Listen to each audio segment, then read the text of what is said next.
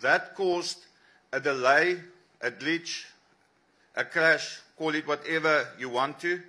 It's not applicable and it's not relevant to our discussions now. The fact is that tickets went on sale and the system allowed more people to make payments than there's capacity for. Now that immediately raises the concern, and a lot of, as the CEO alluded to, false information went out, that people were issued with tickets. That's not the case. Open tickets with their appointed, they've got a service level agreement with a CompuTicket as a distribution agent. They stopped the platform from issuing tickets, physical tickets, but the transactions still went through. Now, what did that entail?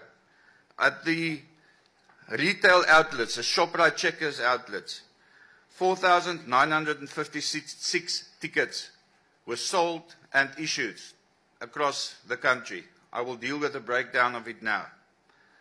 On the Open Ticket website, the digital tickets, 2,435.